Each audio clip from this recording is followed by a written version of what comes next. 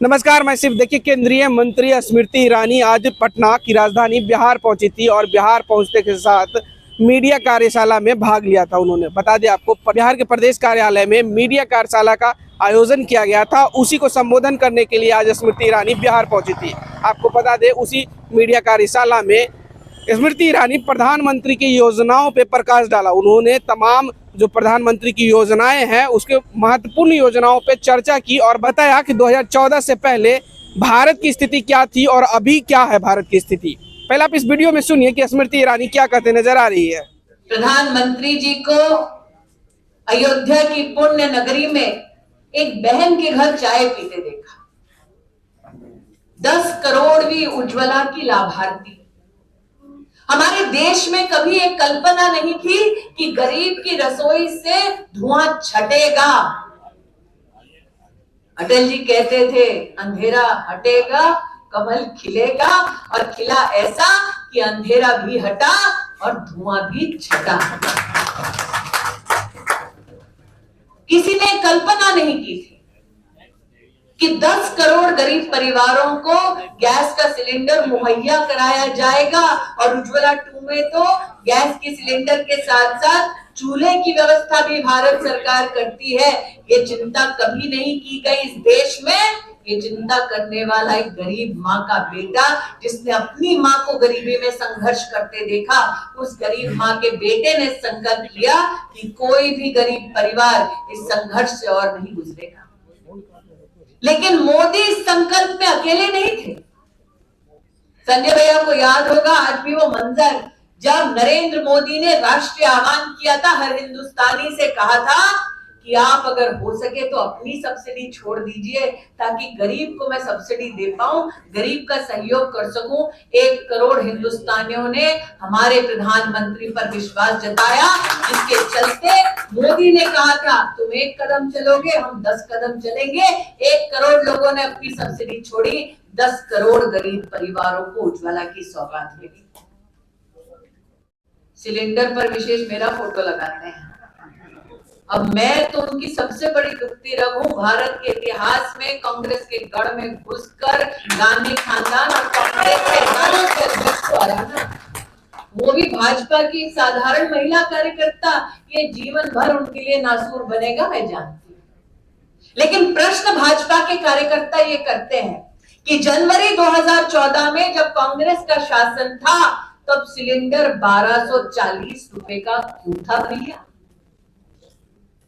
आज उज्ज्वला के लाभार्थियों को 600-650 रुपए में वही सिलेंडर मिलता है।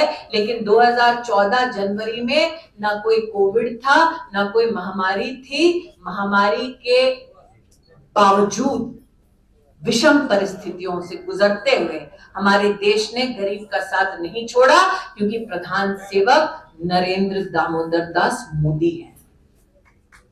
आज आपके मध्य में अभिलाषी हूं ये कहने के लिए कि देश में गरीब परिवार की महिला ने कभी किसी भी राजनीतिक दल से, किसी भी नेता से यह आग्रह नहीं किया था कि मैं दिन की शुरुआत अपमान से करती हूं।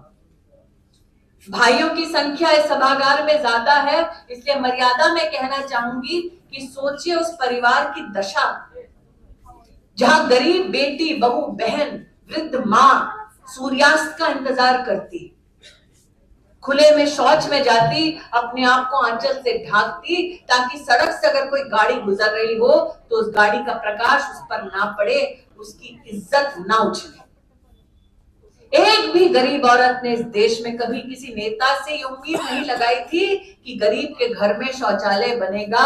सम्मान के साथ गरीब की बहू, बेटियां, माताएं अपने जीवन के, अपने दिन की शुरुआत को करेंगी। ऐसा नहीं था कि गरीब परिवार का भाई, बेटा, एक पिता अपने परिवार की महिलाओं का संरक्षण नहीं करना चाहता था, लेकिन जेब में पैसा नहीं था। नरेंद्र मोदी ने आह्वान किया कि अगर महिला का सम्मान करना है तो कम से कम गरीब के घर में एक शौचालय तो बना दो। ये 70 साल में परिवारवाद के चलते अपनी तिजोरियां ठूसते रहे और मोदी को सबने मिलकर आशीर्वाद दिया, गरीब ने आशीर्वाद दिया तो देश में 11 करोड़ गरीब के घरों में टॉयलेट बना और शौचालय से सम्मान से जीवन व्यतीत करने का हमारी देश की गरीब बहनों को मौका मिला। ये छींकते यूपीए वाले तो विदेश जाते डॉक्टर से नब्ज दिखाने के लिए,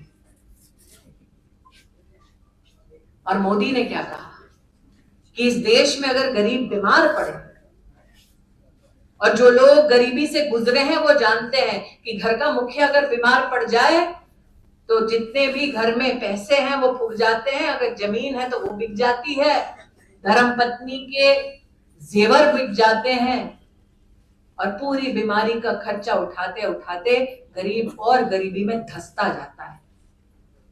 नरेंद्र मोदी ने संकल्प लिया कि 10 करोड़ गरीब परिवार, मतलब एक परिवार में अगर 5 लोग हैं तो 50 करोड़ लोगों को देश के 27,000 अस्पतालों में सालाना 5 लाख रुपए का स्वास्थ्य का पूरा कवच दिया जाएगा। ऐसा नहीं है कि कांग्रेस और उनके घटक दलों के पास सत्ता नहीं थी, ना नीति थी, ना नियत थी गरीब की सेवा करने की।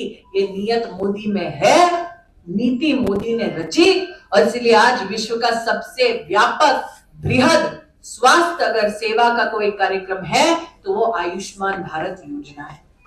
तो जैसा कि आपने साफ तरीके से स्मृति ईरानी को सुना, जहां वो उज्ज्वला योजना, जनधन खाते योजना की चर्चा करते नजर आ रही है, वहीं वो बताते नजर आ रही है कि 2014 से पहले क्या स्थिति थी और महिलाएं किस तरीके से शौचालय करती थी, इसके बारे में भी बहुत अच्छे से जानकारी ब्रीफ किया उन्होंने। फिलहाल इस खबर में इतना ही। इस वीडियो की प्रतिक्रिया हमें कमेंट में जरूर दीजिएगा और ऐसी तमाम खबरों से जुड़े रहने के लिए हमारे चैनल को लाइक से सब्सक्राइब जरूर कीजिएगा।